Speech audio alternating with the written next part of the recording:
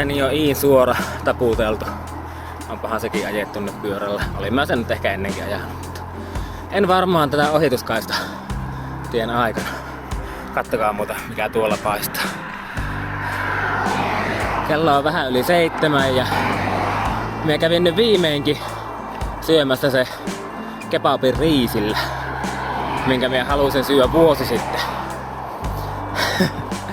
Junosuannossa Ruotsissa, ja mä olin sitä 150 kilsaa oottanut, ja sitten kun mä pääsin sinne ravintolalle, niin kävi ilmi, että ravintola on auki 3 päivänä kuukaudesta, eikä ollut yksi niistä päivistä. Mutta en syönyt riisikebabia siellä, vaan haukiputtaalla. Mutta siis oikeesti tää E4, kun siis nelostie E75. Kattokaa miten juhlaa tää on nykyään. Siis onhan tää nyt edelleen ihan perseistä pyöräillä, varsinkin jos ajattelis pyöräturismi mielessä. Mutta kun vertaa siihen Ruotsin E4, Ruotsin puolella siellä, niin siellä vastaavalla tiellä Pienar olisi niinku noin 10% tästä. En valehtele ollenkaan, se on oikeesti välillä edes se viiva ei mahu siihen Pientareelle kokonaan. Ja sitten siinä voi olla vielä se vaijerikaide tässä oikealla puolella. Se on kyllä... Ei sinne enää uudestaan, kiitos. Mutta ainakin täällä nyt niin Iin ja Olhavan välillä tää on ihan ok. Niin. Ei pitäisi oikeesti sanoa, että ok, kun eihän tällaiseen pitäisi todellakaan tyytyä, mutta verrattuna siihen Ruotsin E4, niin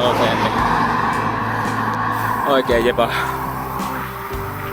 Ja nyt tälle päivälle 267 kilsaa, kun muistaa taas lisätä tuohon ne uupuvat. Ja söin jotain sapuskaa tuossa, ja tosiaan oli niin paljon niitä morjestajia, tsemppaajia, kannustajia tuolla. Ja tässä on aika hyvä fiilis nyt. Ei pidä tuudittautua liikaa siihen. Mutta valjetaan kun on kivaa. Tehkää tekin niin. Et tosiaan kun on hyvä fiilis, niin valjetaan nyt kun on kivaa. Ja vaikka tosiaan pyöräilyä voi olla myös ilman kivaa, niin nautitaan. Nauttikaa, minä nautin. 19.46, eli nyt on ajettu 48 tuntia lähöstä. Paljonko tätä ehtii ajaa, niin 281 plus 4, 285 plus 504, eli 789 kilsaa, 48 tuntia. Sisältäen kaikki tauot, unet, pysähtymiset ja tietysti se ajo. Eikö se ole 5 lisää täällä nelostiellä? Onneksi tässä kohti taas on ihan kohtuullinen Pienar, mutta tuolla taas oli välillä lyhyitä pätkiä, missä se Pienar oli se 10-20 senttiä. Yövuoro alkaa ja kattokaa tää taivasta.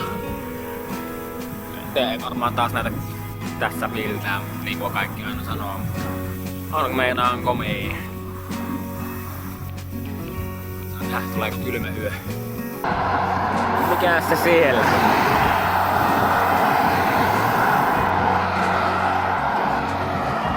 Sehän näyttää Lapin läänin kautta maakunnan rajat.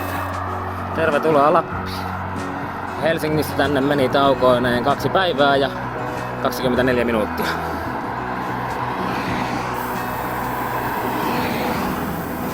Tällaista on Lapissa. Eikö se ole hieno? Kello on 21 ja 43. Ollaan Kemissä ja Kemin keskusta jäi just taakse, ja tuossa kun ennusteita katselin, niin just tullaan sen pilven alta pois, näkyy ensimmäinen tähti koskaan tuolla. Ja katoin sitten, niin lupaa mahdollisesti melko viliposta yötä. Ja nyt tosiaan niin pistin jo vähän valmiiksi vaatetta lisää, mutta taisin pistää vähän liian aikaisemmin. Meinaa tulla hiki. Sitten piti olla vähän mukaan kiire tuohon kauppaan, joka on tässä ihan kohta vissiin vasemmalla toivottavasti. Koska jos ei ole, niin sitten pitää improvisoida jotakin muuta. Mutta tosiaan niin Jos tulla hiki, niin ei oo voinut ihan hirveästi myöskään niin painaa tehoja, että ehtis kauppaan paremmin. No niin, missä se kauppa on? Ei se nyt tuo ainakaan oo. Kauppa. Missä? Se on näin pitkä matka oikeesti. Toivottavasti se nyt on täällä. 326 kilsaa nyt palettu tälle silmäjaksolle. Eli tää silmät on ollut auki. Olet tuolla. Siellä on tuliteräsale. Mennään mennä pitkäksi, kun ei saa pitkiä pois päältä. Ei kun ne oli pois päältä. Tänne tauolle, kun siis sapuskaa ja juotavaa hakemaan.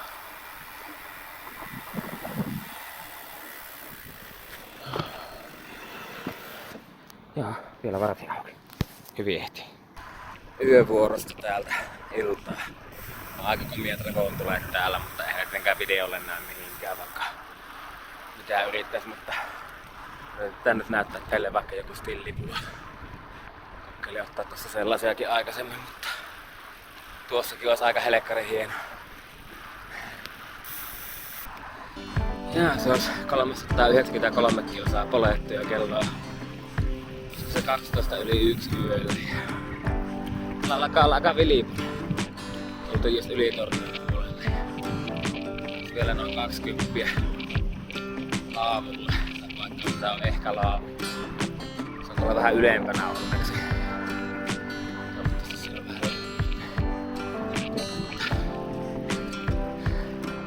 vähän mennään tosiaan olemaan vilipuna. Enkä mä tykkää siitä. Tykkäänkö mä? No, pitää vielä vähän miettiä. Sitten ei varmaan näe yhtään mitään, mutta 413 kilsaa nyt ja näistä kärrypolkua ajeltu nyt ja ainakin 80 metriä. Siis kohti suoraan ylöspäin. Nyt meneekö jyrkkää välillä? Karminen ei kerinyt mukaan kuin 14%. Se mahtaa pääkytellä olla reilusti jyrkempää. No, täällä on ehkä laavu. Yli 3 kilsaa suuntaansa tieltä taas. Tää on meitä järkeviä pistoja. Sieltä pääsee kuitenkin läpi tämmöiselle latupohjalle, jota on oikeastaan aika helekkarin kiva ajaa. Tää on tosi hyvä pintainen. Mutta vähän turhanpana mentiin alaspäin, kun tästä kuitenkin aamulla näistä ylöspäin. Mutta tätä jossakin pitäisi olla laavu, mutta sinne ladun opasteessa ei kyllä lukenut mitään laavusta, että onko se sitten hyvä merkki. Varmaan tuolla missä on tuo risteys. Joku rakennus tuolla on. Ole laavu. Tuo ei ainakaan ole laavu. Mitä laavua? Liian näköistä. Mitä? Onko laavua? En näy vielä.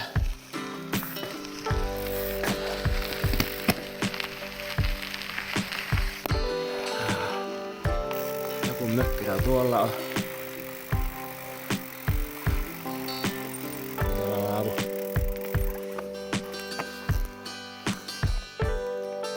Kuitenkin on pelkkä joku nuotiopaikka tai jotakin. On kiva, jos täällä on pelkkä nuotiopaikka ja puuja.